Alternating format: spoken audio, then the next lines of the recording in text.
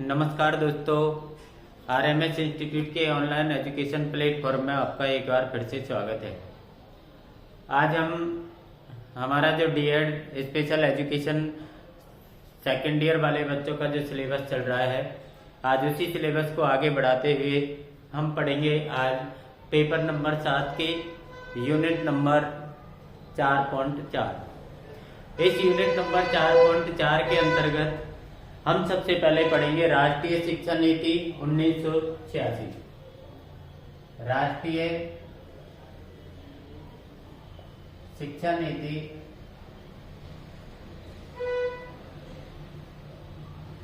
1986। ये आज हम इसके अंतर्गत पढ़ने वाले हैं राष्ट्रीय शिक्षा नीति 1986। जो आपकी जानकारी के लिए इसमें अपन बता दें कि विकलांग जो बच्चे थे, विकलांग बच्चों को अन्य समूह के साथ जो अन्य बच्चे थे उन अन्य बच्चों के साथ में एकीकृत करके उनको उनका एक ग्रुप बना करके उनका एक समूह बना करके और उनको शिक्षा देने का बल इस शिक्षा नीति के अंतर्गत किया गया कि भाई विकलांग जो बच्चे हैं उनका एक समूह बनाया जाए और जो अन्य बच्चे हैं, नॉर्मल बच्चे हैं, और उन अन्य नॉर्मल बच्चों के साथ में उनको एक ग्रुप में शिक्षा दी जाए, ग्रुप के अंतर्गत उनको शिक्षा दी जाए। इसमें 1986 वाली जो एनपी मतलब नेशनल आपकी NPE national programme of education, ये राष्ट्रीय शिक्षा नीति 1986 जो थी, इसमें शारीरिक और मानसिक रूप से विकलांगों को एक समान साझेदार के रूप में एकत्रित किया गया। मतलब कोई बच्चा यदि शारीरिक या मानसिक, इसमें आप समझ सकते हैं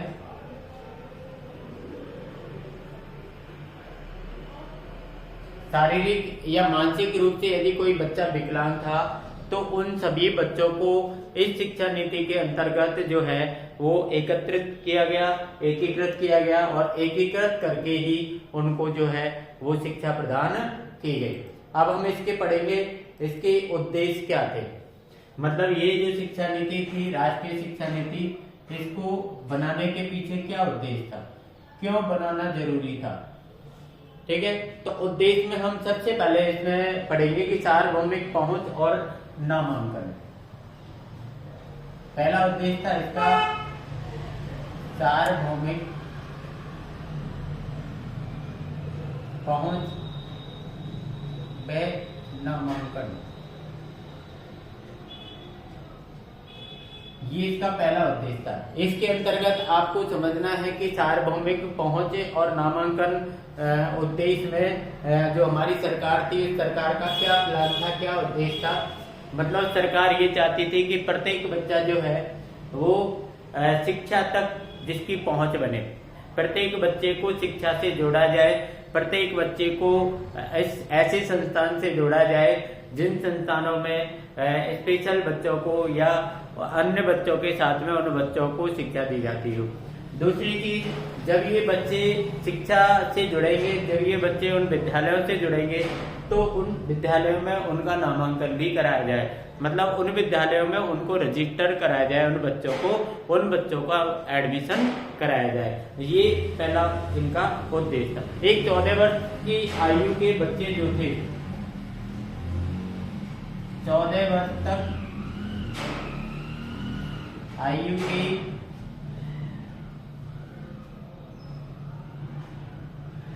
बालकों का सार्वभौमिकरण, जो 14 वर्ष तक के आयु के जो बालक थे उनका सार्वभौमिकरण किया जाए और सार्वभौमिकरण के साथ साथ में उनको शिक्षा से वंचित नहीं रहने दिया जाए। मतलब न्यूनतम यदि अपन बात करें तो 6 वर्ष का जो है बच्चा विद्यालय में प्रवेशित होता है, लेकिन हमारी सरकार के द्वारा इस शिक्षा नीति में ये प्रावधान रखा गया, ये उद्देश्य रखा गया कि जो 14 वर्ष तक के बच्चे हैं उनको शिक्षा से जोड़ा जाए, उनको शिक्षा से जोड़ा जाए। एक सभी बच्चों को सीखने के गुणवत्तापूर्ण जो शिक्षा है उसकी स्थायी सुधार इसमें किया जाए। सीखने की गुणवत्ता पूर्ण शिक्षा में स्थायी सुधार। गुणवत्तापूर्ण शिक्षा में स्थायी सुधार मतलब प्रत्येक स्पेशल बच्चे को, प्रत्येक विशेष दिव्यांग बच्चे को सीखने के लिए गुणवत्तापूर्ण शिक्षा उस विद्यालय के अंदर, उस संस्था के अंदर होनी चाहिए और उसमें परमानेंटली सुधार होना चाहिए, उसमें स्थायी रूप से सुधार होना आवश्यक है। स्थायी रूप से यदि उसके अंदर सुधार नहीं होगा तो उस बच्चे को शिक्षा प्राप्त नहीं हो सकती है। एक माध्यमिक शिक्षा की गुणवत्ता में सुधार पर इसमें जोर दिया गया। माध्यमिक शिक्षा की गुणवत्ता में सुधार। यदि बालक जो है वो प्राइमरी एजुकेशन प्राप्त करने के बाद में जब वो बालक सेकेंडरी एजुकेशन के अंतर्गत जाता है, माध्यमिक शिक्षा के अंतर्गत जाता है, तो माध्यमिक शिक्षा में भी उस बालक की जो शिक्षा है उसमें गुणवत्ता में सुधार होना जरूरी है। मतलब वहां पर भी वो बालक की जो शिक्षा है वो अच्छे प्रकार से होना जरूरी है। एक उच्च शिक्षा के संबंध में भी अपन की इस 1986 और 1992 इन दोनों की जो राष्ट्रीय नीति है इसमें उच्च शिक्षा के संबंध में जोर दिया गया। उच्च शिक्षा पर जोर। ये 1986 व 1992 ये जो दोनों शिक्षा नीति है, दोनों ही शिक्षा नीति में उच्च शिक्षा पर जो है वो जोर दिया गया, क्योंकि जो बालक थे वो यहीं पर शिक्षा प्राप्त करने के बाद में वो आगे नहीं बढ़ पाते थे, आगे वो नहीं पढ़ते थे। और 2020 तक 2020 NEP 2020 तक इसमें पूरा जोर दिया गया कि उच्च शिक्षा से प्रत्येक बालक को जो है वो जोड़ा जाए और इसमें इस बात का केंद्रित किया गया कि अगली पीढ़ी जो है वो, आपको पता है कि धीरे धीरे जो शिक्षा के क्षेत्र में डिजिटल युग आ रहा है और डिजिटल युग में आगे बढ़ने और प्रतिस्पर्धा करने के लिए उन बच्चों को तैयार करना है कि जैसे ये बच्चे जो है दिव्यांग बच्चे, ये डिजिटल क्षेत्र से बिल्कुल दूर होते हैं और अभी हम जानते हैं कि हमारी जो शिक्षा है वो डिजिटल की तरफ ज्यादा आगे बढ़ रही है, अग्रसर हो रही है। तो उस समय बच्चों को डिजिटल शिक्षा के प्रति मजबूत बनाने का प्रयास भी इस NEP में किया गया। इसमें इस NEP में ये जो है 2020 वाली ये आपकी 29 जुलाई 2020 को लॉन्च की गई और इसमें भारत की नई शिक्षा नीति का जो दृष्टिकोण है उसको इसमें रखा गया और निरंतर सीखने को सुनिश्चित करने के लिए यहाँ पर 5 इसकी स्तंभ बनाए गए। इसके क्या बनाए गए? स्तंभ बनाए गए। एक तो आपकी स्तंभ, पहला स्तंभ था पहुंच, मतलब प्रत्येक व्यक्ति, प्रत्येक बच्चे तक, प्रत्येक दिव्यांग व्यक्ति तक शिक्षा जो है वो पहुंचनी चाहिए, ये पहला स्तंभ था। दूसरा सामर्थ्य, मतलब हमारे अंदर ये शक्ति होनी चाहिए, हम इस कार्य में समर्थ होने चाहिए कि उन बच्चों को हम शिक्षा दे सके। एक गुणवत्ता, गुणवत्ता का मतलब जो शिक्षा हम बच्चों को दे रहे हैं वो शिक्षा ऐसी नहीं होनी चाहिए कि उस बच्चे के कोई काम ना आए या उस बच्चे को हम एक नॉर्मल तरीके से कोई शिक्षा दे, उसके अंदर, उस शिक्षा के अंदर एक गुणवत्ता होनी चाहिए। एक समानता, मतलब यदि आप उनको सामान्य बच्चों के साथ में शिक्षा दे रहे हैं, दिव्यांग बच्चों को, तो सभी बच्चों के साथ में उनके साथ समानता का व्यवहार करना चाहिए। ऐसे नहीं कि उन बच्चों के साथ आप कोई अलग व्यवहार करें और दूसरे बच्चों के साथ अलग व्यवहार करें। और एक आगे आपकी जवाबदेही, मतलब आप इसको उत्तरदायित्व भी कह सकते हो।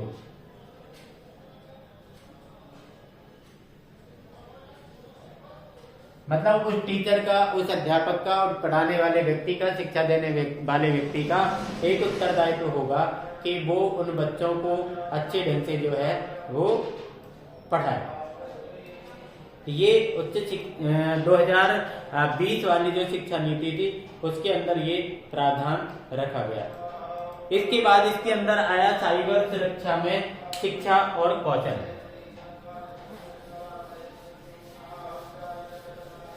साइबर सुरक्षा ये यूनिट 4.4 जो है वो छोटी है, बहुत ही छोटे टॉपिक इसके अंदर रखे गए हैं। इसमें इसके बाद आया आपका साइबर सुरक्षा में शिक्षा और कौशल।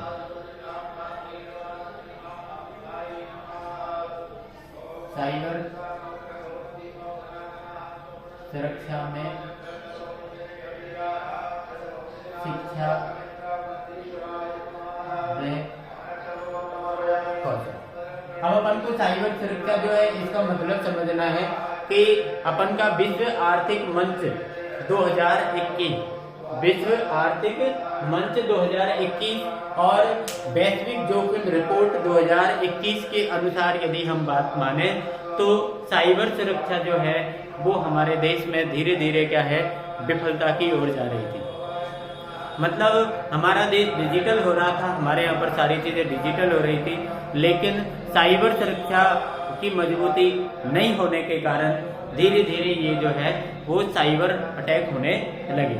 तो इनका एक ये सबसे बड़ा खतरा पब्लिक दुनिया के सामने, पूरे विश्व के सामने एक सबसे बड़ा खतरा आ गया साइबर सुरक्षा, कि भाई साइबर सुरक्षा किस प्रकार की जाए, किस प्रकार लोगों को डिजिटल तरीके से होने वाले जो फ्रॉड है, लोगों के साथ जो गलत तरीके से उनके साथ फ्रॉड किया जा रहा है उसको किस प्रकार से सुधारा जाए, किस प्रकार उसको हम सुधार सकते हैं। ये सारी चीजों का जो है वो इसके अंदर रखा गया। एक महामारी के कारण शिक्षा और शिक्षा पहले ही साइबर स्पेस में चली गई। मतलब कोई भी, जैसे आपको पता है महामारी आती है, जैसे कोरोना आया था। अब कोरोना में क्या है कि शिक्षा का जो स्तर है वो नीचा गिर गया। कोरोना का जो स्तर है वो, कोरोना में शिक्षा का स्तर जो है वो नीचे गिर गया। तो ये महामारी के कारण शिक्षा जो है वो साइबर स्पेस में चली जाती है। मतलब उस पर साइबर सुरक्षा का जो खतरा है वो बढ़ जाता है। इसलिए प्रत्येक व्यक्ति की गोपनीयता और सुरक्षा की रक्षा करना अत्यंत महत्वपूर्ण हो गया। मतलब हमको इसके अंदर व्यक्ति की गोपनीयता और उसकी सुरक्षा, ये गोपनीयता और सुरक्षा उसकी रखना अत्यंत महत्वपूर्ण हो गया। मतलब हमारी सरकार के सामने ये एक तरीके से एक चुनौती थी साइबर सुरक्षा की, किस प्रकार से उस साइबर सुरक्षित किया जाए व्यक्ति को। इस प्रकार जैसे जैसे अपन का जो डिजिटल जो इंडिया है वो धीरे धीरे बड़ा और डिजिटल चीजों को लोग अपनाने लगे, तो हमारा जो नेटवर्क है और साइबर स्पेस को जो सुरक्षित बनाना है ये बहुत महत्वपूर्ण हो गया। मतलब धीरे धीरे हर कार्य डिजिटल होने लग गया, और जब सारे कार्य डिजिटल होने लग गए तो लोगों के सामने, सरकार के सामने ये चीज सामने एक परेशानी आई कि अब इसको सुरक्षित रखना बहुत जरूरी हो गया, क्योंकि अधिकतर लोग इसके ऊपर क्या हो गए हैं, डिपेंड हो गए। तो जो साइबर सुरक्षा है इसके क्षेत्र में शिक्षा देना, लोगों को जागरूक करना, लोगों को इस चीज के बारे में समझाना कि भाई किस प्रकार से जो साइबर है अटैक है या साइबर खतरे जो लोगों के सामने हैं तो उनसे हम किस प्रकार बच सकते हैं। तो ये अपन की साइबर सुरक्षा में शिक्षा और कौशल के अंतर्गत उन बच्चों को ये चीजें सिखाई गई, क्योंकि ये एक दिव्यांग बच्चे होते थे। दिव्यांग बच्चों को आपको पता है कि इनकी जो एजुकेशन या इनका जो यदि अपन एक मेंटल डेवलपमेंट माने, मानसिक जो विकास है इनका बहुत कम होता है। मानसिक विकास कम होने के कारण इनको साइबर तरीके से साइबर सुरक्षा देना बहुत आवश्यक हो जाता है। तो इसके बाद अपन की आती है राष्ट्रीय शिक्षा प्रौद्योगिकी फोरम। राष्ट्रीय शिक्षा प्रौद्योगिकी फोरम, राष्ट्रीय शिक्षा प्रौद्योगिकी फोरम।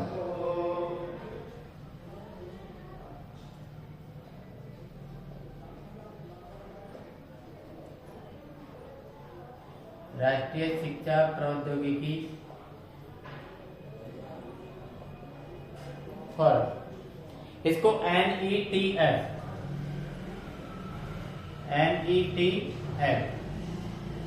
के नाम से भी अपन जानते हैं। ठीक है, तो इसमें ये आपकी 2020 NEP 2020 के तहत इसको रखा गया। 2020 के तहत ये अपन को ध्यान रखना। ये NEP 2020 के तहत हम स्थापित किया गया और ये हमारी सरकार का एक बहुत अच्छा और एक सही दिशा में उठाया गया कदम था। इसमें क्या है कि शिक्षण और शिक्षण का वितरण, इन दोनों पर गुणवत्ता का ध्यान रखा गया और धीरे धीरे तेजी से जो शैक्षिक संस्थान थे, जो इस शिक्षा को प्रोवाइड कराने वाले संस्थान थे, उन संस्थानों में भी गुणवत्ता को ध्यान में रखा गया और उनको अनुकूलन करने में मदद भी मिलने लगी। मतलब उनको सरकार की तरफ से, लोगों की तरफ से उनको क्या है, मदद भी दी गई। और साइबर सुरक्षा का इन्होंने यहाँ पर पालन भी किया है। मतलब लोगों को इसके तहत, इस राष्ट्रीय शिक्षा प्रौद्योगिकी फोरम के तहत लोगों को इन्होंने साइबर सुरक्षा भी प्रदान की है। साइबर सुरक्षा के बारे में बताया है। एक फायरवॉल, घुसपैठ का पता लगाने वाली जो प्रणाली है IDS प्रणाली, इसका भी इसमें उल्लेख मिलता है। ये आपकी साइबर सुरक्षा, फायरवॉल, साइबर सुरक्षा फायरवॉल से संबंधित। एक इसमें घुसपैठ भी अपन लिख सकते हैं को रोकने। ये तीन चीज इसके अंदर जो है वो IDS प्रणाली के अंतर्गत जो है वो इसके अंदर बताई गई और इसको अपनाने के लिए मतलब बाध्य किया गया। और इनके अलावा जो गोपनीयता और सुरक्षा जो थी उसको सुनिश्चित करने के लिए लोगों पर या उन शैक्षणिक संस्थानों पर क्या दिया गया, जोर दिया गया कि भाई आप इसका बिल्कुल सुरक्षा का ध्यान इसमें रखेंगे। इसके बाद की जो ये 4.4 के अंदर आपका इतना ही है, कोई ज्यादा मैटर इसके अंदर है नहीं है। इन चीजों को आप थोड़ी थोड़ी समझ सकते हैं। इसके बाद इसमें ऐसा कुछ है नहीं। अब अपन इसमें पढ़ेंगे 4.5। 4.5 में अपन पढ़ेंगे विभिन्न स्तरों पर समावेशी शिक्षा। पहले तो आप समावेशी शिक्षा के बारे में अपन को आना चाहिए। कौन सी? ये हमने काफी बार जो है वो आपको बताई है। फर्स्ट ईयर के अंदर भी आपने समावेशी शिक्षा जो है वो पढ़ी है। और अब आपको इसमें समावेशी शिक्षा के अंदर यहाँ पर ज्यादा बताने की आपको आवश्यकता नहीं होगी। समावेशी शिक्षा को यहाँ पर ज्यादा बताने की आपको आवश्यकता नहीं होगी। समावेशी शिक्षा के अंदर क्या होगा, जैसे यदि अपन यहाँ पर बात करें कि शिक्षा को अपन ने दो भागों में बांट दिया। एक सामान्य शिक्षा, एक आपकी हो गई विशेष शिक्षा। एक हो गई सामान्य शिक्षा, एक हो गई विशेष शिक्षा। अब आपको सामान्य शिक्षा में जो हमारे नॉर्मल जो बच्चे होते हैं, जो बच्चे आसानी से किसी चीज को पढ़ सकें, आसानी से किसी चीज को समझ सकें, आसानी से जो टीचर जो है पढ़ा रहा है उसको जितनी गति से टीचर की पढ़ाने की गति है उस गति से वो समझ सके, तो ये सारी चीजें सामान्य एजुकेशन के अंदर आती है। जो नॉर्मल स्कूल जो हमारे क्षेत्र में है वो सब सामान्य एजुकेशन वाले हैं। विशेष शिक्षा की जहाँ पर बात आती है तो यहाँ पर दिव्यांग बच्चे होते हैं। कैसे बच्चे होते हैं यहाँ पर? दिव्यांग बच्चे होते हैं। और यहाँ पर सामान्य बच्चे होते हैं। यहाँ पर कैसे बच्चे होते हैं? सामान्य। और यहाँ पर कैसे बच्चे होते हैं? दिव्यांग। मतलब एक ऐसी एजुकेशन जो सामान्य तरह के बच्चों को पढ़ाने के काम में आएगी वो सामान्य शिक्षा है, और जो दिव्यांग बच्चों को, स्पेशल बच्चों को जो पढ़ाने वाली शिक्षा है वो आपकी दिव्यांग बच्चों को पढ़ाने वाली विशेष शिक्षा है। अब बात आती है हमारी कि समावेशी शिक्षा क्या है। तो यदि आपने देखा होगा कि ये जो बच्चे हैं ये विशेष विद्यालय के अंदर अध्ययन करते हैं, इसका विद्यालय जो होता है वो कौन सा होता है? विशेष विद्यालय। इनका विद्यालय कौन सा होता है? इनका सामान्य विद्यालय होता है। इनका कौन सा विद्यालय है? सामान्य विद्यालय। अब माना कि हमारे जो देश है, हमारे देश में जो विशेष विद्यालय हैं इनकी कमी है। इनकी क्या है? कमी है। और इनकी विशेष विद्यालय की कमी होने के कारण जो हमारे दिव्यांग बच्चे हैं उनको प्रॉपर रूप से जो है वो एजुकेशन प्राप्त नहीं हो पाती है। प्रॉपर तरीके से इनको पढ़ाई का जो स्थान है वो नहीं मिल पाता है। और ये जो सामान्य विद्यालय हैं इनकी संख्या क्या है? बहुत है। इनकी संख्या बहुत है। मतलब इनको काफी विद्यालय इनके उपलब्ध है, लेकिन इनके विशेष विद्यालय जो है वो बहुत कम है। तो इसलिए इन दिव्यांग बच्चों को पढ़ाई के लिए परेशानी होती है। हर क्षेत्र में, छोटे छोटे क्षेत्रों में स्पेशल स्कूल का मतलब विशेष विद्यालय का उपलब्ध होना जटिल है। विशेष विद्यालय उपलब्ध नहीं होते हैं जगह जगह। बड़े बड़े क्षेत्रों में मिल जाएंगे, छोटे क्षेत्रों में नहीं मिल पाएंगे। ऐसे में ये जो बच्चे हैं ये शिक्षा से वंचित रह जाते हैं। ये शिक्षा से क्या रह जाते हैं? वंचित रह जाते हैं। सरकार चाहती है कि इस देश का, हमारे देश का प्रत्येक जो बच्चा है, चाहे वो किसी भी प्रकार से सामान्य बच्चा है या वो विशेष बच्चा है, वो दिव्यांग बच्चा है, वो विकलांग बच्चा है, तो प्रत्येक बच्चे को जो है वो शिक्षा प्राप्त होनी चाहिए, ये हमारी सरकार चाहती है। तो इसके लिए इन्होंने क्या किया, जो विशेष विद्यालय है ये जिस क्षेत्र में उपलब्ध नहीं है तो उस क्षेत्र में ये जो दिव्यांग बच्चे हैं उनको प्रवेश दिया गया। कहां पर? सामान्य विद्यालय। इनको प्रवेश कहां पर दिया? सामान्य विद्यालय में। जब इन बच्चों को सामान्य विद्यालय में प्रवेश किया तो ये जो बच्चे हैं ये सामान्य बच्चों के साथ अध्ययन करने लगे। किसके साथ अध्ययन करने लगे? सामान्य बच्चों के साथ। जब ये सामान्य बच्चों के साथ अध्ययन करने लगे तो वहां पर जो पढ़ाई होती थी वो सामान्य और विशेष दोनों शिक्षा को कंबाइन करके, समान करके इसको शिक्षा दी जाती थी उस संस्थान के अंदर। मतलब उस संस्थान के अंदर जो टीचर होता था वो टीचर सामान्य बच्चों को और स्पेशल बच्चों को, मतलब दिव्यांग बच्चों को एक साथ पढ़ाने का काम करता था और एक साथ वो उनको पढ़ाता था, एक साथ शिक्षा देता था।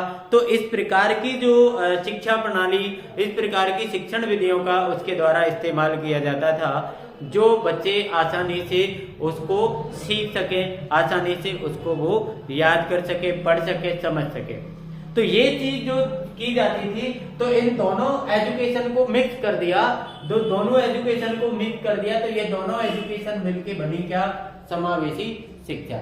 ये क्या बनी? समावेशी शिक्षा। मतलब इस समावेशी शिक्षा के अंदर सामान्य शिक्षा और विशेष शिक्षा, सामान्य शिक्षा और विशेष शिक्षा, इन दोनों को जोड़ दिया गया, इन दोनों का मेल किया गया। मतलब इन दोनों को जोड़ दिया गया। और जब इन दोनों को जोड़ दिया गया तो इन दोनों की शिक्षा से बनने वाली शिक्षा हमारी समावेशी शिक्षा कहलाई। दोनों शिक्षा से बनने वाली जो शिक्षा थी वो हमारी कौन सी शिक्षा कहलाई? समावेशी शिक्षा कहलाई। तो अपन को इसमें ध्यान रखना है, एक ही बात ध्यान रखनी है कि सामान्य बच्चे सामान्य स्कूलों में अध्ययन करते हैं, स्पेशल बच्चे मतलब विशेष बच्चे, दिव्यांग बच्चे जो है वो विशेष विद्यालय में अध्ययन करते हैं। लेकिन जहाँ पर विशेष स्कूल की व्यवस्था नहीं होती है तो ऐसी स्थान पर, ऐसी जगहों पर हम क्या करते हैं, दिव्यांग बच्चे जो होते हैं इनको हम सामान्य विद्यालय में प्रवेश देते हैं। सामान्य बच्चों के साथ ये अपना अध्ययन करते हैं।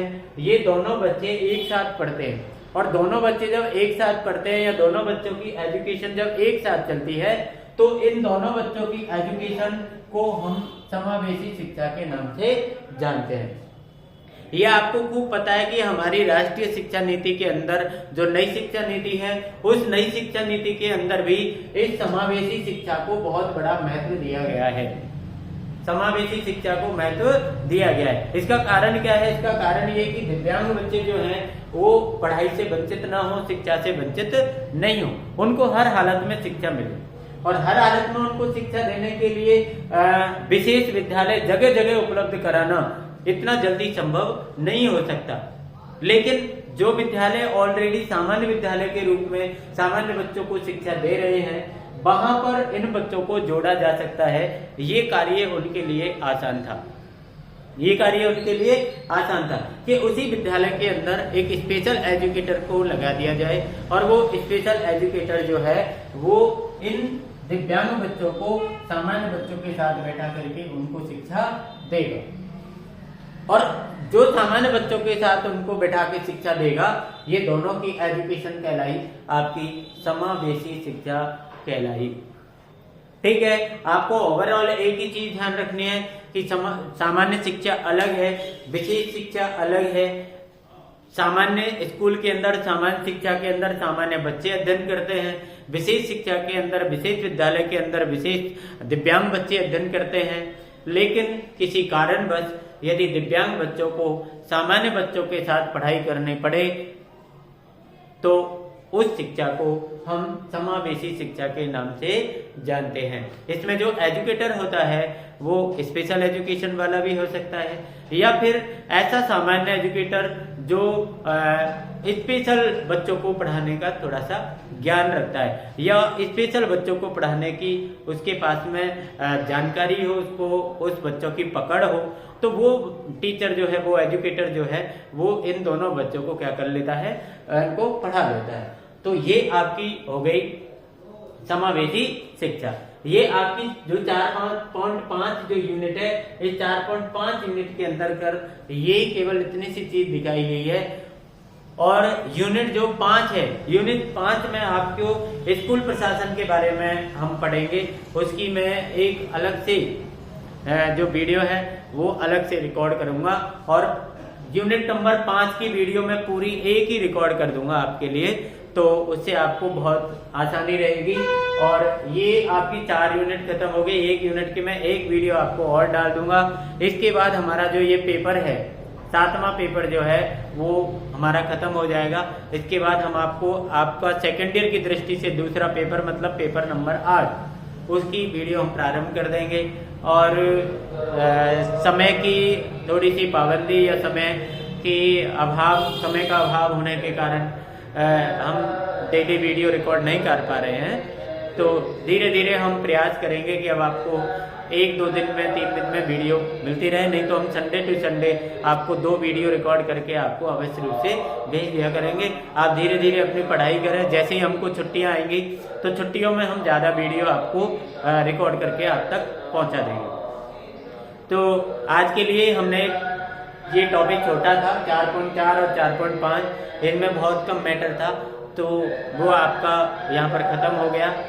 तो आप एक तो अपनी चीज़ों को एक धैर्य बनाए रखें और ऐसा नहीं सोचें कि मुझे आपके कोर्स के बारे में कोई चिंता नहीं है, मुझे आपकी परीक्षा के बारे में चिंता नहीं है।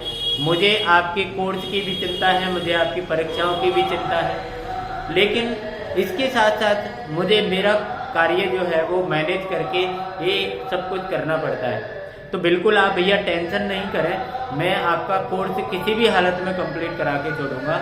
नहीं तो जैसे ही सर्दियों के टाइम में थोड़ा दिन छोटा होता है, समय कम होता है, लेकिन जैसे ही हमारी ये स्कूल से फ्री होके छुट्टियां आएंगी या गर्मियों का जो समय आता है, गर्मियों के समय में हमें ज़्यादा समय मिलेगा और उस गर्मियों के समय में हम आपको अधिक समय दे करके आपका कोर्स पूरा अवश्य करवाएंगे। आपकी एग्ज़ाम जून से पहले नहीं होने वाली है। जून में भी 15-20 जून के आसपास जो है आपकी एग्ज़ाम स्टार्ट होती है। उससे पहले हम प्रयास करेंगे कि अप्रैल तक आपका जो सिलेबस है वो हम आपको कंप्लीट करके दें। आप भी पढ़ते रहिए, आपके पास पढ़ने वाली जो चीज़ें हैं वो बहुत कुछ है, तो आप भी उनसे पढ़ते रहिए। आप हमारी वीडियो की भी हेल्प ले लीजिए और इसी प्रकार से आपकी जो पढ़ाई है वो हो जाएगी और आप आसानी से अपना डियर सेकेंड ईयर जो है वो आसानी से आप पास कर लेंगे। ठीक है, तो आज की वीडियो में इतना ही। आपके लिए बहुत बहुत धन्यवाद। हमारे ऊपर विश्वास बनाए रखा आपने, हमारी वीडियो के लिए आप धैर्य रखते हैं, उसके लिए आपको बहुत बहुत धन्यवाद। ठीक है, best of luck for you.